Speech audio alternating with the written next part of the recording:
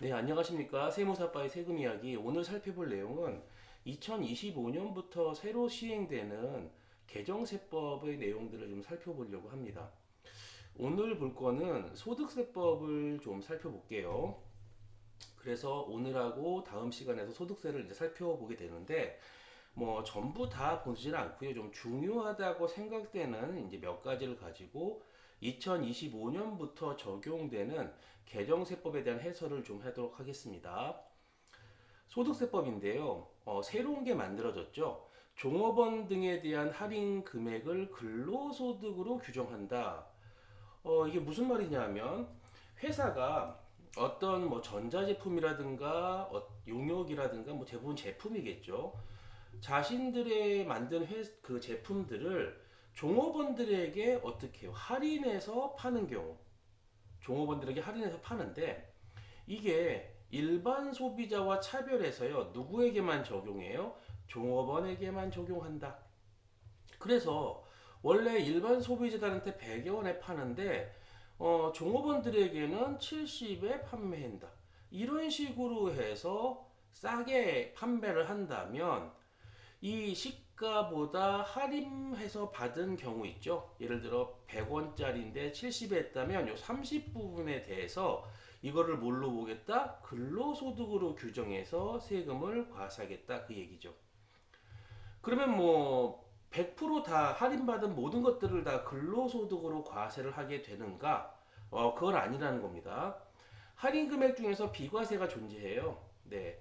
그 총급여액에 들어가지 않는 비과세로 과세를 하지 않는 비과세가 존재하는데 비과세는 맥스 둘 중에 큰 거죠. 시가의 20%로 갈 것인가 아니면 연 240만 원인가 이 둘 중에 어떤 거요? 큰 거만큼을 뭐 한다? 비과세 하겠다.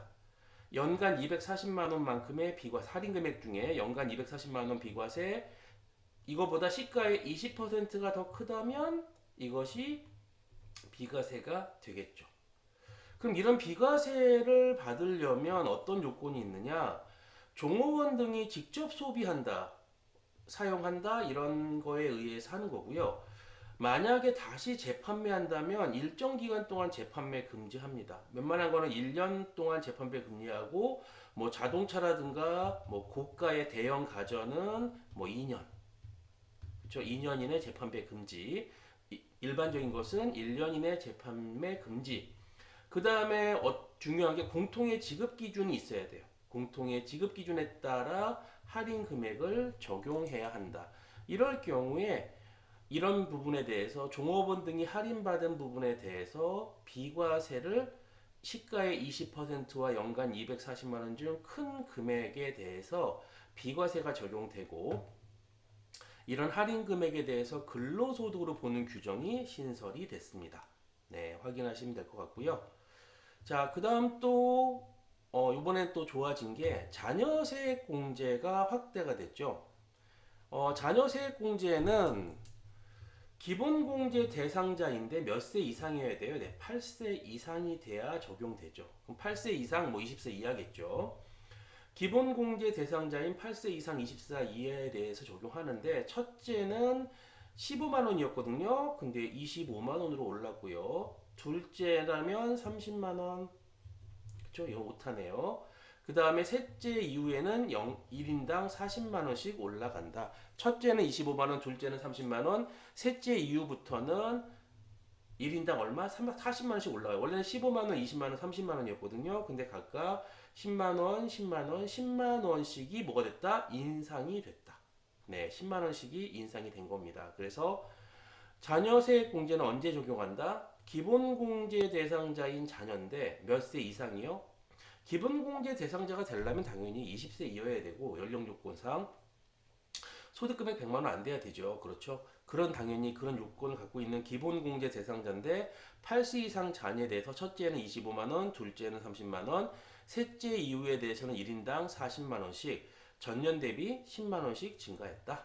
네, 보시면 되고요. 소득세법 중에서 이런 부분이 좀 바뀐 건데 바뀌었다기보다는 추가가 된 개념이죠. 바뀌었다기보다는 추가가 됐다.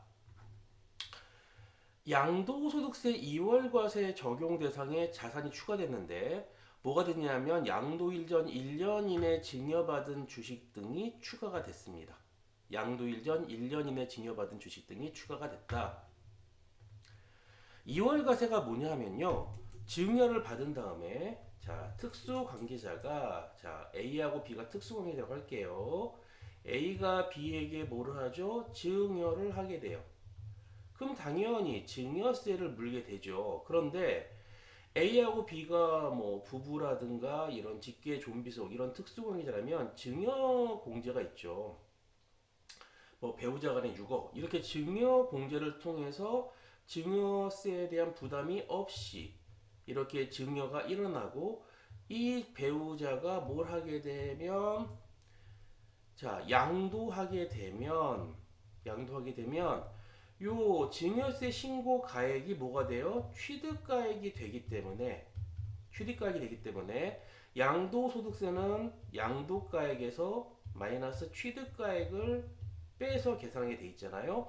그런데 만약에 요 증여가액 자체가 6억까지 공제받으니까 이 가액을 6억이다 이렇게 신고해 버리면 취득가액이 6억이 되고 만약에 양도를 6억에 했다면 취득가액도 6억이 돼서 양도소득세도 0원이 되는 이런 상황이 벌어질 수 있거든요.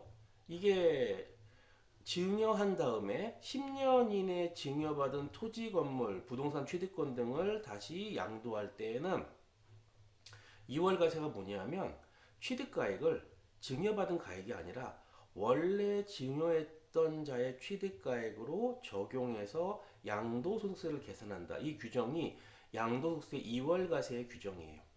그런데 여기에 뭐가 추가됐냐면 주식 등도 추가됐어요.